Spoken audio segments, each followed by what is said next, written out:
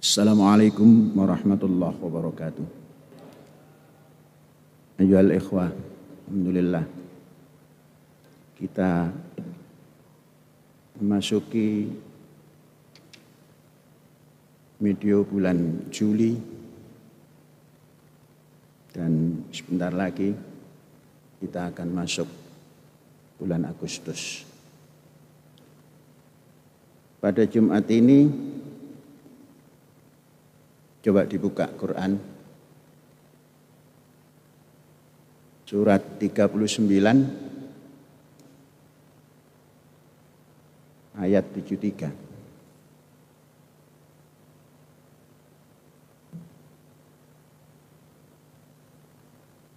Surat 39 ayat 73. Sudah buka semua? Baik, Syekh baca dan perhatikan. Wasiqal ladzina taqaw rabbahum ilal jannati zumara hatta idza ja'uha wa futihat abwabuha wa qala lahum khazanatuha salamun alaikum tibtum fadkhuluha khalidin. Lanjut ayat. Wa qalu alhamdulillah alladzi shadaqana wa'dahu wa awrathanal arda natabawwa'u minal jannati haitsu nasha' fa ni'ma ajrul amilin.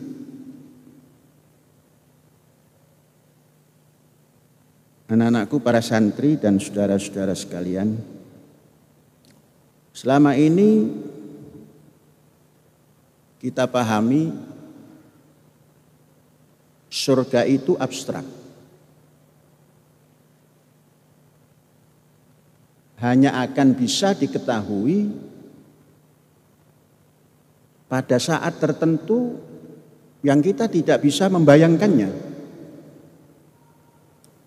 Sampai ada mengatakan mala ainun ro'at, sesuatu yang mata tidak bisa memandang, wala udhunun sami'at, dan sesuatu yang telinga tidak bisa mendengar. Nah, itu membayangkan surga. Sesuatu mata tidak bisa melihat, telinga tidak bisa mendengarkannya. Wa ma khatara biqalbil bashar, dan tidak bisa dibayangkan dengan hati manusia. Kalau begitu menyimpulkannya, maka surga itu menjadi bukan abstrak lagi, lebih abstrak. Kalau itu diterjemahkannya seperti itu. Nah, mari kita menerjemahkan atau memahami Al-Quran ini dengan bahasa Quran. Coba kita bayangkan. Wasiqal ladzina taqaw ilal jannati zumara. Orang yang punya ketakwaan, ya, taqaw rabbahum, takwa kepada Tuhan yang Maha Esa, mereka digiring rame-rame ilal jannati, ke jannah. Jangan dulu dipahami apa-apa. Ilal jannati zumaro, berbondong-bondong.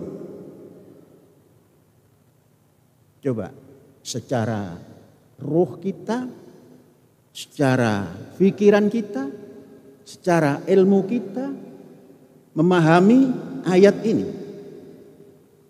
Katakan dari bahasa. Orang yang punya rasa takwa kepada Tuhan yang Maha Esa digiring ke jannah berbondong-bondong. Coba bayangkan, seperti apa itu? Jangan dulu diterjemahkan jannah itu ya. Hatta idza ja'uha, sehingga tatkala yang digiring tadi sampai kepada jannah itu, wa futihat abwabuha, dan dibukakan pintu jannah itu, wa qala lahum khazanatuha, penjaganya mengungkapkan kata salamun alaikum, damai sejahtera untukmu, tibtum, berbaik-baiklah Anda semua di situ, fadkhuluha khalidin, masuklah ke situ, ke jannah itu abadi. Nanti ayat selanjutnya baru kita akan ketemu jannah itu apa. Wa qalu, orang-orang yang punya takwa pada Tuhan yang Maha Esa, yang digiring beramai-ramai tadi, berbondong-bondong tadi, alhamdulillah, puji Tuhan.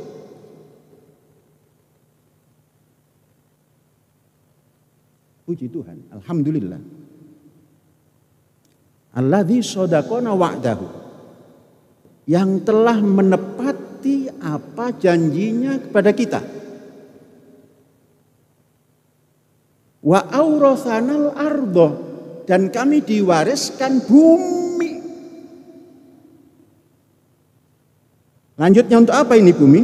Natabawwa'u minal jannati, kami buat surga. Nah, kita terjemahkan di sini surga. Haitsu nasya, bagaimana kemauan kami. Yang sudah digiring tadi, yang sudah suruh masuk tadi. Fa ni'ma ajrul amilin, memang begitu indahnya orang yang mau kerja. Nah, mari kita, Quran ini kan untuk petunjuk hidup. Jangan sampai kita membicarakan surga, Al-Quran membicarakan surga, tapi kita tidak tahu surga. Siapa orang-orang yang ittaqaw rabbahum itu? Itu orang yang punya gagasan sampai berani mengungkapkan saya bertakwa pada Tuhan yang Maha Esa. Jangan lingkup besar, mari lingkup kita yang punya negara tanah air ini. Digagaskah itu Indonesia Raya itu? Sedangkan ketika itu namanya Hindia Belanda.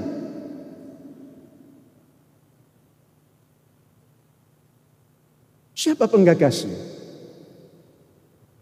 Ternyata penggagasnya pemuda-pemuda yang berilmu. Ini nanti memang agak panjang supaya mengerti surga atau jannah itu real. Mengapa dengan ilmu?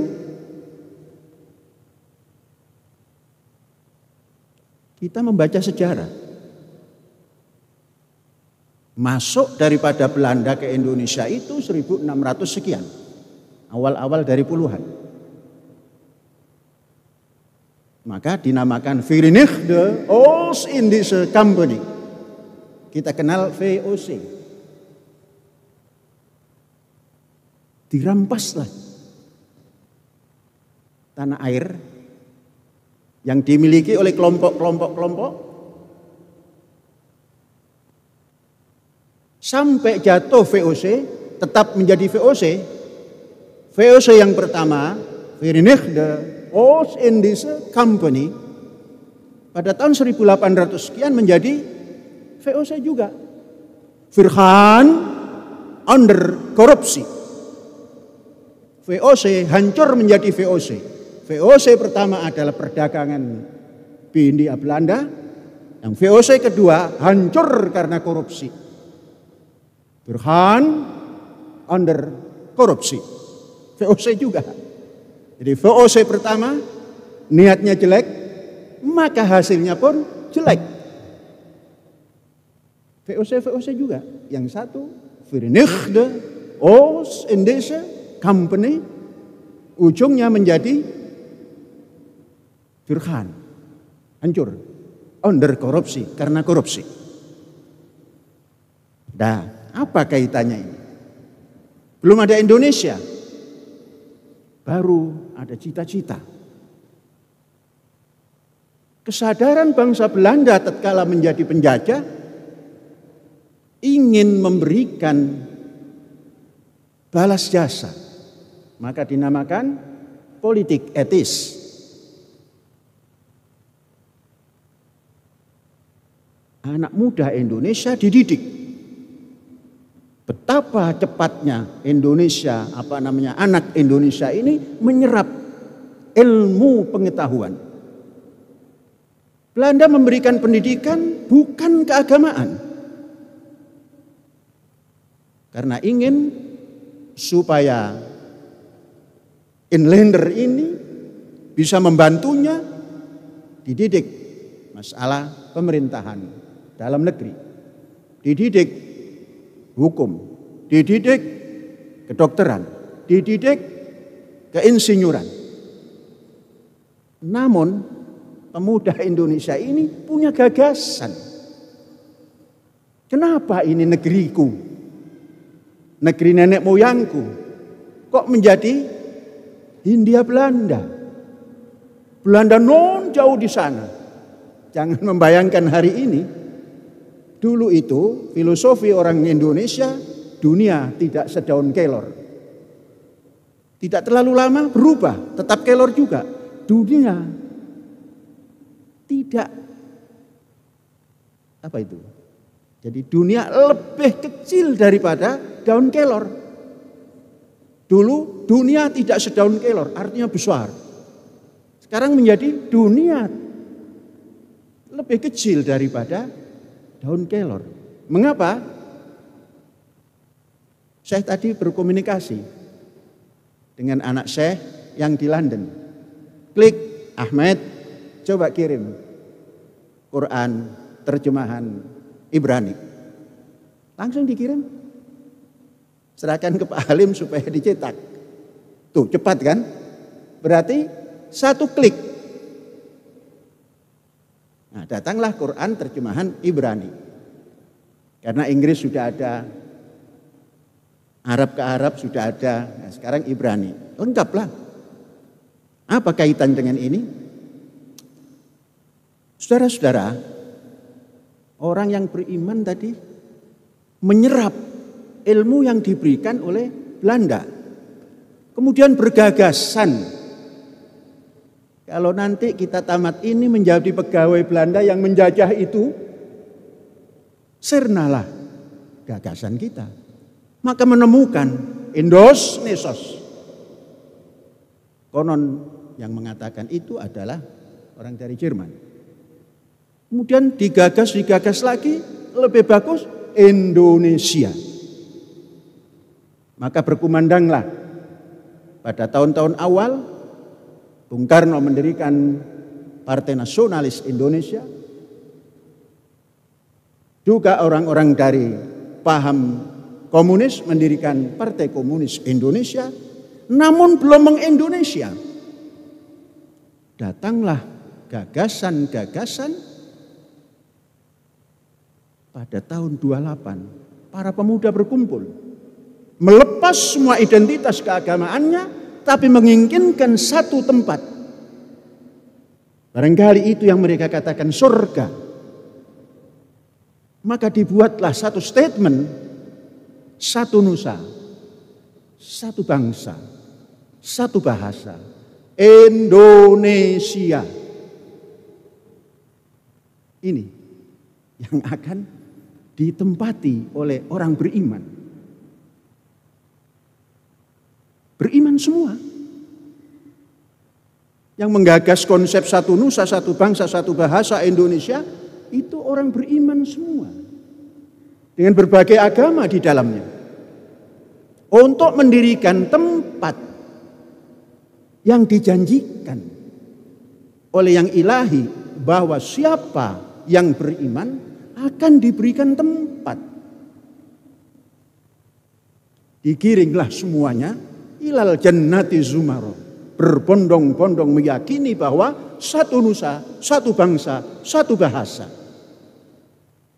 Diberikanlah syair supaya dibaca. Seperti apa Indonesia itu? Indonesia, tanah airku, darahku. Dengan sengatan itu, laksana arus listrik masuk ke relung-relung bangsa Indonesia yang baru memproklamirkan kebangsaannya. Tambah lagi, Indonesia, tanah yang mulia, tanah kita yang kaya. Terdetik lagi, oh iya, mulia dan kaya. Mengapa yang mengambil orang lain? Semangat lagi. Kemudian, Indonesia, tanah yang suci, tanah kita yang sakti. Sakti kita ini kan suci. Ayo kita perjuangkan. Proklamasi pertama itu menanamkan akidah keindonesiaan.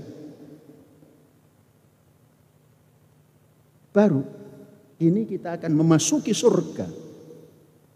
Bagaimana mengaturnya? Coba di sini kita baca. Alhamdulillahilladzi sogatan wa'dahu. Ya Allah, terima kasih, puji Tuhan. Engkau telah menepati janjimu atas cita-citaku, gagasanku untuk punya tempat, untuk kami jadikan surga. Aurasanal ardo. Engkau telah mewariskan kepada kami bumi dan lingkarannya. Maka disebut tanah air, bukan negara. Satu-satunya tempat yang menamakan negara itu tanah air hanya Indonesia. Maka nyanyinya Indonesia tanah airku. Tetangga kita menyanyikan negaraku, tanah tumpahnya darahku. Itu tetangga kita. Tapi kita Indonesia tanah airku. Tanahnya cuma sedikit, 25% saja. Lautnya 75%. Makanya alhamdulillah alladzi sodakona wa'dahu wa aurasanal arda. Memberikan warisan bumi tentunya dengan bahriha wa jawiha. Lautnya dan angkasanya. Natabawwa'u minal jannah, kami buat surga. Haitsu nasya, bagaimana kami mau. Maka disusunlah dasar negaranya bagaimana. Dasar ngisi surganya itu seperti apa. Keluarlah ideologi dasar. Kita tidak mengatakan ideologi dasar negara Tuhanan yang Maha Esa. Kemanusiaan yang adil dan beradab. Persatuan Indonesia yang sudah menjadi jannah ini. Di situ ada kerakyatan. Di situ ada mewujudkan suatu keadilan sosial. Itulah natabawwa'u minal jannati haitsu nasya. Bukan haitsu asya. Nasya, kerakyatan, kebersamaan. Maka Indonesia ini harus ditata secara governance. Nahniyah. Apa itu nahniyah? Bangsa seluruhnya. Ini kalau kita maknai kekinian dan real. Jadilah Indonesia surga kita. Tentunya karena lahir di hidup ini ada surga, tidak bakalan kita diserongkan ke neraka. Lah kalau kita tidak buat surga ini, Indonesia sebagai surga, jangan-jangan nanti menjadi serong ke neraka. Maka doanya Robbana, duh Gusti, berikan kami seluruh bangsa Indonesia di dunia hasanah, di muka bumi ini baik, wafil akhirah hasanah, la hasanah. Kalau kita terjemahkan dengan bahasa kekiwarian, Program jangka pendek baik, program jangka panjang baik. Sehingga Indonesia ini dari Merauke sampai ke Sabang, berdiri pulau-pulau, sambung menyambung menjadi satu, maka terjadilah Indonesia abadi. Boleh tepuk tangan di masjid itu enggak apa-apa. Jangan takut. Kalau setuju, kalau tidak setuju tepuk tangan pun boleh. Masjid ini, nah ini keluar sedikit ya. Orang agak takut. Coba, apa masjid itu? La masjidun ussisa alat taqwa. Masjid ini didirikan hanya untuk bertakwa kepada Tuhan yang Maha Esa. Fihi rijal. Di dalamnya ada patriot. Yuhibbun ayatatoharu. Yang selalu ingin bersih. Bersih roh, bersih fikir, bersih ilmu. Kita lanjutkan lagi. Bangsa Indonesia sudah punya surga yang baik. Maka kita tata Indonesia ini, ikuti apa yang ada di dasarnya itu. Ikuti perkembangan dari dasar itu menjadi undang-undang dasar. Undang-undang dasar itu tidak permanen. Suatu saat kalau kira-kira ini kok nyeleweng, daripada kerakyatan yang dipimpin oleh hikmat bijaksanaan, duduklah wakil-wakil kita. Ini kok agak nyeleweng ya? Kok teori ekonomi akan dibuat satu kurikulum yang namanya ekonomi syariah dari perguruan tinggi sampai sekolah dasar. Nah, nanti Dewan Perwakilan Rakyat dan Majelis Permusyawaratan Rakyat, loh, ini kan kerakyatan yang dipimpin oleh hikmat bijaksanaan. Lah mengapa ekonominya kok ekonomi syariat? Syariat siapa? Kan bertanya nanti. Tidak mungkin itu syariat Abu Jahal, tidak mungkin. Keluarlah syariat dengan identitas. Bubrah. Kalau kerakyatan yang dipimpin hikmat bijaksanaan, konsep ekonomi Indonesia, ekonomi kerakyatan yang dijabarkan dengan kooperasi. Yang intinya siapa yang kaya harus tampil secara perwira. Siapa yang miskin jangan arogan untuk menggarong. Nah, itu konsep ekonomi kerakyatan. Politiknya juga begitu. Lah kalau terlalu bebas namun tidak aktif, bagaimana itu? Bebas aktif itu ada, tapi kalau politik menata negara ini jangan bebas tidak aktif. Nah, itu politik. Kita ini lembaga karismatik, tapi gagasannya bisa nerobos. Nah, sudah itu saja kan? Maka kita memilih untuk menerjemahkan surga supaya abadi itu lembaga pendidikan. Karena bangsa Indonesia oleh founding father atau founding parent, Indonesia ke depan harus tampil dengan berdikari.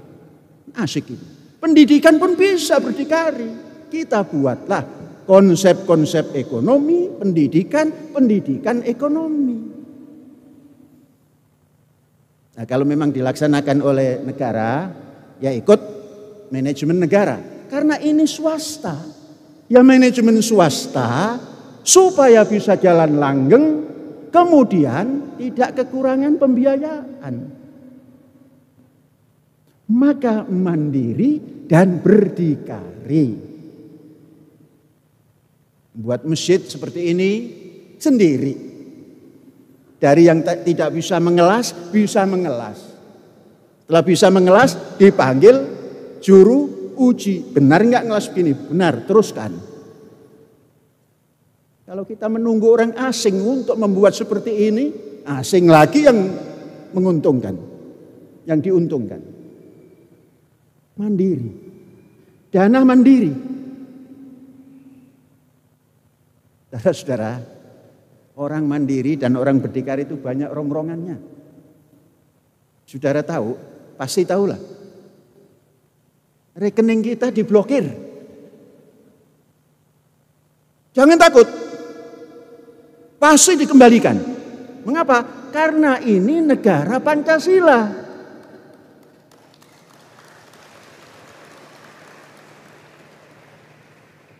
Mungkin kalau negara rampas-merampas, rampasannya dibagi-bagi, itu bisa jadi.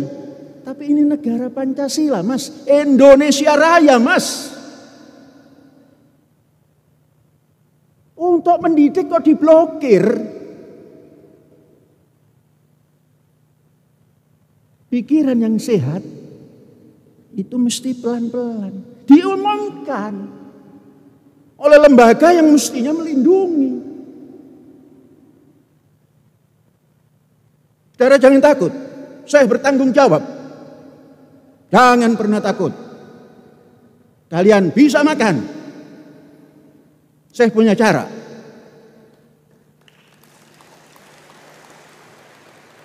Apa caranya? Gampang. Seorang pendidik itu nggak harus arogan. Mas, ngono ya ngono, ning ojo ngono.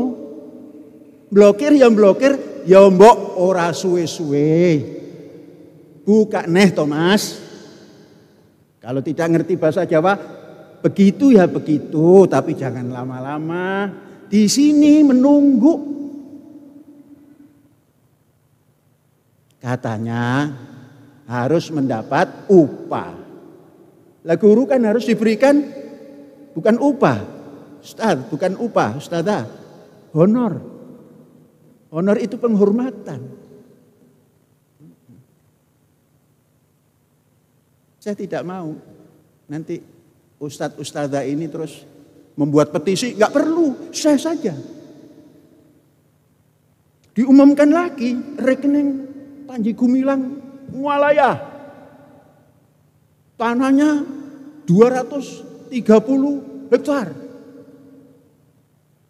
Karena itu pandangannya pandangan PNS. Cara menggunakan uang seperti begini. Ini swasta. Yang penting dana yang masuk itu bisa digunakan, menguntungkan. Cara memprotek supaya tidak korupsi di kampus kita ini, begitulah caranya.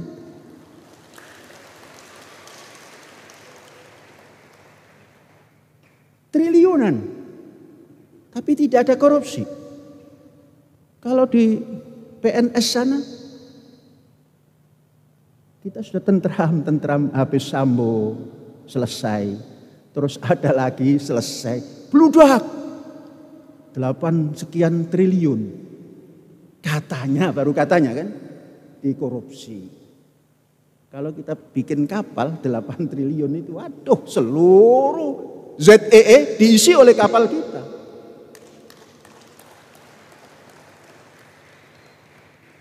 Lah ini dana pendidikan bukan dapat korupsi. Siapa yang dikorupsi? APBN juga nggak masuk kecuali bos. Terlalu kecil kalau mengkorupsi dana bos. 2,5% saja dari anggaran. Nah kok dikuyo-kuyo dana pendidikan? Jangan Mas. Jangan dikuyo-kuyo Mas. Kualat nanti. Dulur tua ini malati. Saudara tua ini malati kalau dikuyo-kuyo. Nah saya kan lebih tua dari yang mengumumkan itu. Oh sekian. Kaget saya itu, kok ratus-ratus ya. Rekening saya itu kok ratus-ratus. Padahal satu pun saya nggak memegang rekening. Apalagi itu yang namanya klik terus keluar uang itu apa itu? ATM. Sampai nggak kenal namanya juga. Orang tidak tahu. Ada rumah di pinggir selatan Jakarta, rumah Panji Gumilang. Sekian ribu meter. Gak tahu. bahwa itu adalah rumah, guest house Az-Zaitun. Karena mereka tidak tanya kemari, terus mengumbar omongan, mangka surah kalamuhu kasura afatuhu, sapa wonge kang koken ngomong iku ana wae salahe. Saudara mendengar enggak cerita? Dikagetkan kita. 349 triliun Departemen Keuangan. Kita yang enggak tahu keuangan negara jadi apa iya? Selesai dengan sendirinya. Yang begini-begini itu loh jangan ada di Indonesia itu. Az-Zaitun hanya cerita begini, sumber katanya. Yang sana menggegerkan bukan sumber. Jangan pilih kasih. Ini pendidikan swasta. Untuk apa kita mendidik ini? Untuk Indonesia Raya. Lah mbok aja dikuyo-kuyo to, Mas. Nek pengen takon. Diundang ke Bareskrim tidak pernah ngeles, datang. Maka di sini diperlukan. Kalau sudah mengeluarkan angel, jangan dilepas patok ini. Sekarang kan dilepas, kita yang kasih patok, kembali nanti ke sana. Karena angelnya sudah dibuat. Itulah namanya pana pasopati. Kalau tidak bisa menggunakan, balik kepada dirinya sendiri. Wallahu a'lam bishawab. Hadza wallahu yar'ana wa yafadhuna. Walhamdulillahirabbil alamin. Merdeka.